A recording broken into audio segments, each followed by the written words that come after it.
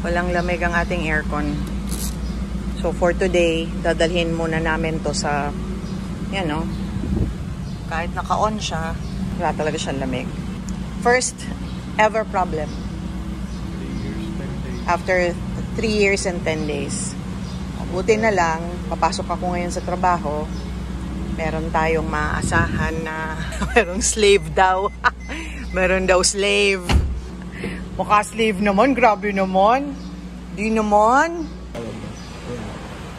So, nakita ko yung hood, basa ng oil. Ayan, no?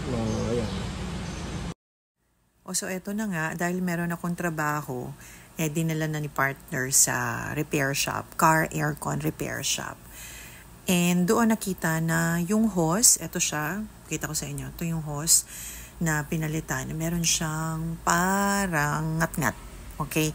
Butas, syempre, kasi nagkaroon na nga ng leak tumapon dun sa hood ng auto natin. Ano? So, pinarepair namin, pinalitan na yung hose na yan. So, dito, tinanggal na, binaklas na. Actually, nung pumunta kami ng Baguio, there was a moment there na nagpahinga kami and sabi sa akin ni partner, meron daw siyang nakitang isang pirasong parang maliit na tinapay sa loob ng engine bay namin.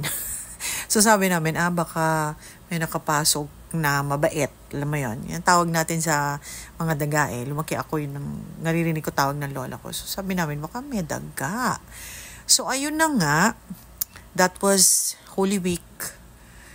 Ano na ngayon, May? So siguro merong tumira sa loob or I don't know, merong namamasyal.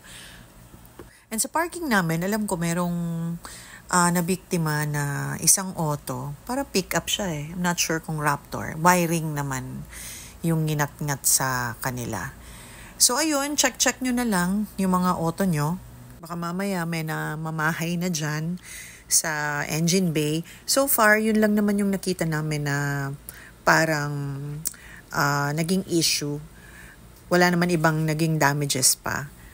Inagapan na namin agad. Kasi ako, paniwala ko pagka meron problema yung auto tapos pinatatagal mo, parang feeling ko parang nadadagdagan pa yung sira ng auto. So pagka mga ganyan, so maganda patingnan na agad or pa-repair na agad. So yun lang po, just sharing sa inyo. Nawalan ako ng aircon kung kailan napakainit ng panahon. Ang hirap pa naman magmaneho na ngayon, pag wala kang aircon kasi wala nang mga quarter glass. Naalala nyo pa ba yung mga quarter glass na meron sa mga auto natin? Ako, naalala ko yan kasi meron kaming Volkswagen noon Yung auto ng tatay ko. Walang aircon yun. Merong quarter glass. Quarter glass pala tawag to. So, pasok yung hangin sa loob. Ngayon, wala na mga ganon. Kaya, napakainit na talaga. So, yun lang po.